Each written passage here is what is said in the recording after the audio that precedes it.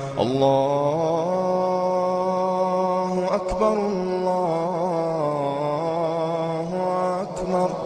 بسم اللہ الرحمن الرحیم۔ السلام علیکم دوستو، اگر آپ نے ویڈیو دیکھنے سے پہلے ہمارے چینل کو سبسکرائب نہیں کیا تو کر لیں اور ساتھ ہی بیل آئیکن کو بھی کلک کر دیں تاکہ آنے والی نئی ویڈیو آپ تک بر وقت پہنچ سکے۔ اسلامک پاک ٹیوب میں اسلام کی دلچسپ معلومات کے سلسلے میں خوش آمدید۔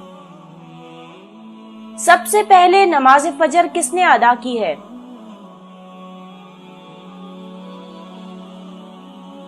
ہم جو فجر کی نماز ادا کرتے ہیں اور اس میں 2 رکعتیں فرض پڑھتے ہیں، اس کی حکمت یہ ہے کہ فجر کی نماز سب سے پہلے حضرت آدم علیہ السلام نے ادا فرمائی جس وقت اللہ تعالیٰ نے ان کو دنیا میں اتارا۔ اس وقت دنیا میں رات چھائی ہوئی تھی۔ حضرت آدم علیہ السلام جنت کی روشنی سے نکل کر دنیا کی اس تاریک اور اندھیری رات میں دنیا میں تشریف لائے۔ اس وقت ہاتھ کو ہاتھ سجھائی نہیں دیتا تھا۔ حضرت آدم علیہ السلام کو بڑی تشویش اور پریشانی لاحق ہوئی کہ یہ دنیا اتنی تاریک ہے، یہاں زندگی کیسے گزرے گی؟ نہ کوئی چیز نظر آتی ہے، نہ جگہ سمجھ میں آتی ہے کہ کہاں ہیں اور کہاں جائیں، ہر طرف اندھیرا ہی اندھیرا ہے۔ چنانچہ خوف محسوس ہونے لگا۔ اس کے بعد آہستہ آہستہ روشنی ہونے لگی اور صبح کا نور چمکنے لگا۔ صبح صادق ظاہر ہوئی تو حضرت آدم علیہ السلام کی جان میں جان آئی۔ اس وقت حضرت آدم علیہ السلام نے سورج نکلنے سے پہلے 2 رکعتیں بطور شکرانہ ادا فرمائی۔ ایک رکعت رات کی تاریکی جانے کے شکرانے میں ادا فرمائی اور 1 رکعت دن کی روشنی نمودار ہونے کے شکرانے میں ادا فرمائی۔ یہ 2 رکعتیں اللہ تعالیٰ کو اتنی پسند آئیں کہ اللہ تعالیٰ نے ان کو حضور اقدس صلی اللہ علیہ وآلہ وسلم کی امت پر فرض فرما دیا۔ اس سے اندازہ لگائیں کہ یہ فجر کی نماز کتنی اہم۔ سب سے پہلے ظہر کی نماز کس نے ادا کی ہے؟ اسی طرح ظہر کی 4 رکعت جو ہم ادا کرتے ہیں، یہ سب سے پہلے حضرت ابراہیم علیہ السلام نے ادا فرمائی تھی اور اس وقت ادا فرمائی تھی جس وقت وہ اپنے بیٹے حضرت اسماعیل علیہ السلام کو ذبح کرنے کے امتحان میں کامیاب ہو گئے تھے۔ 1 رکعت تو اس امتحان میں کامیابی پر شکرانے کے طور پر ادا فرمائی۔ یا اللہ، آپ کا شکر ہے کہ آپ کی مدد سے میں اس مشکل امتحان میں کامیاب ہو گیا۔ دوسری رکعت اس بات کے شکرانے میں ادا فرمائی تھی کہ اللہ تعالیٰ نے حضرت اسماعیل علیہ السلام کے عوض میں جنت سے ایک مینڈھا اتار دیا، چونکہ یہ بھی اللہ تعالیٰ کا ایک خصوصی انعام تھا، اس لیے اس کے شکرانے کے طور پر دوسری رکعت ادا فرمائی۔ تیسری رکعت اس شکرانے میں ادا فرمائی کہ اللہ تعالیٰ نے اس موقع پر براہ راست حضرت ابراہیم علیہ السلام سے خطاب کرتے ہوئے فرمایا۔ ترجمہ یعنی ہم نے آواز دی، اے ابراہیم، بلا شبہ تم نے اپنا خواب سچ کر دکھایا، ہم نیکوکاروں کو اسی طرح بدلہ دیا کرتے ہیں۔ اس خطاب کے شکرانے میں تیسری رکعت ادا فرمائی۔ چوتھی رکعت اس بات کے شکرانے میں ادا فرمائی کہ اللہ تعالیٰ نے ایسا صابر بیٹا عطا فرمایا جو اس سخت امتحان کے اندر بھی نہایت صابر اور متحمل رہا اور صبر کا پہاڑ بن گیا۔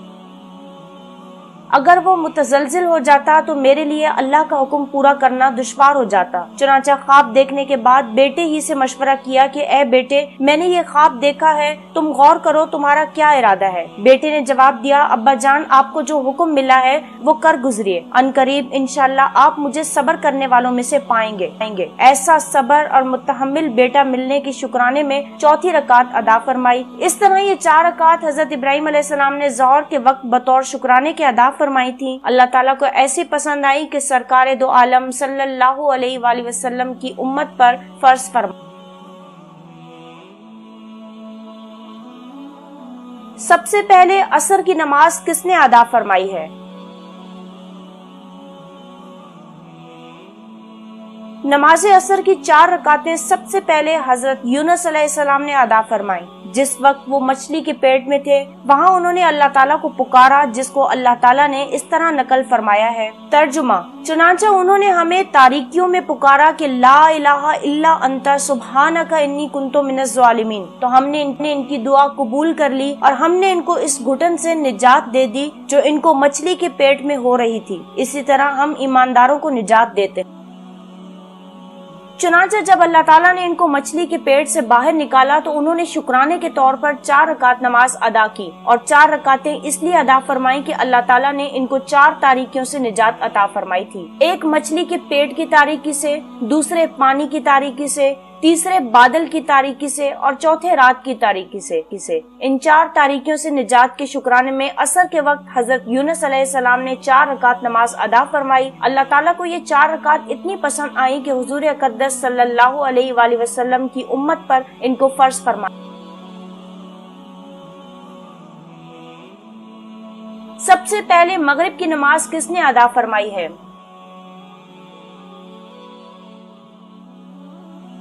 मगरिब की 3 रकातें सबसे पहले हजरत दाऊद अलैहिस्सलाम ने अदा फरमाई। अगरचे अंबिया अलैहिस्सलाम से गुनाह सरजद नहीं होते, वो गुनाहों से मासूम होते हैं, लेकिन बाज़ औक़ात कोई नामुनासिब काम या कोई लग़्ज़िश या कोई खिलाफ़े अदब काम भी इनसे जरा बराबर सरजद हो जाए तो इस पर भी इन्हें तंबीह की जाती है और इनको तवज्जो दिलाई जाती है और इनकी इस्लाह की जाती है। बहरहाल हजरत दाऊद अलैहिस्सलाम की किसी लग़्ज़िश के बाद जब अल्लाह ताला ने इनकी बख्शिश का ऐलान फरमाया कि यानी हमने इनकी मग़फ़िरत कर, तो इस वक्त हजरत दाऊद अलैहिस्सलाम ने इस बख्शिश के शुक्राने में मगरिब के वक्त 4 रकात की नियत बांधी। जब 3 रकात अदा फरमा ली तो इसके बाद आप पर अपनी लग़्ज़िश के एहसास का ऐसा गलबा हुआ कि आप पर बेसाख्ता गरिया तारी हो गया और ऐसा गरिया हुआ कि इसकी शिद्दत की वजह से चौथी रकात ना पढ़ सके। चुनांचे 3 रकात पर ही आपने इक्तफा फरमाया और चौथी रकात पढ़ने की हिम्मत ना रही। ये 3 रकात अल्लाह ताला को इतनी पसंद आई कि हुजूर अक़दस सल्लल्लाहु अलैहि वसल्लम की उम्मत पर इनको मगरिब के वक्त फर्ज फरमा दिया। नमाज इशा की फर्जियत की तफसील क्या है?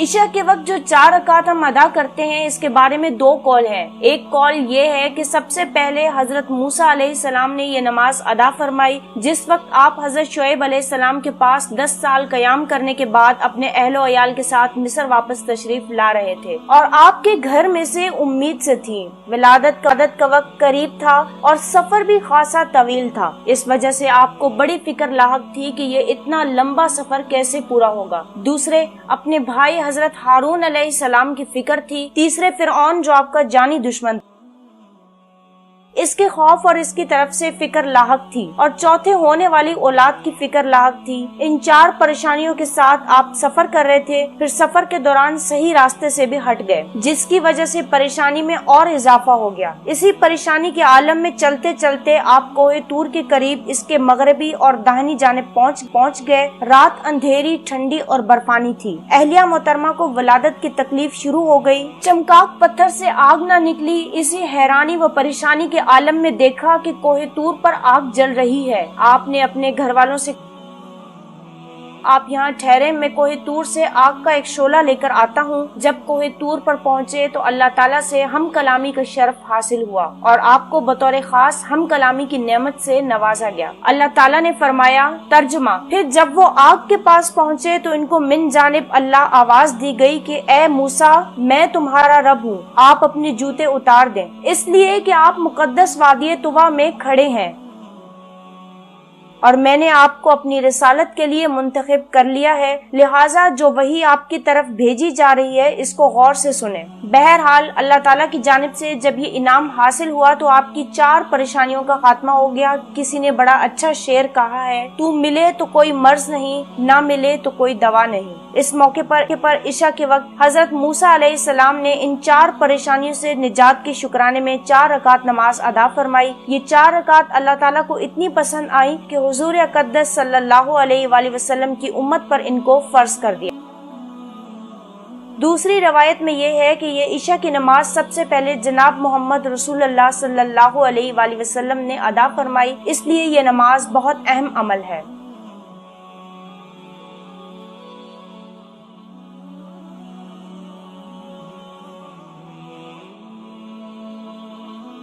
हदीस नबी सल्लल्लाहु अलैहि वसल्लम, आप सल्लल्लाहु अलैहि वसल्लम ने फरमाया, आसानी करो और सख्ती ना करो और खुश करो और नफरत ना दिलाओ।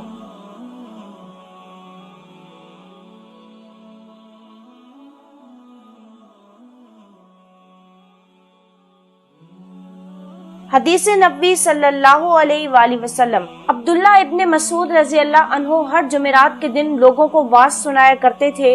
एक आदमी ने इनसे कहा, ए अबू अब्दुर्रहमान, میں چاہتا ہوں کہ تم ہمیں ہر روز بات سنایا کرو۔ انہوں نے فرمایا تو سن لو کہ مجھے اس امر سے کوئی چیز مانے ہے تو یہ کہ میں یہ بات پسند نہیں کرتا کہ کہیں تم تنگ نہ ہو جاؤ، اور میں واعظ میں تمہاری فرصت کا وقت تلاش کیا کرتا ہوں۔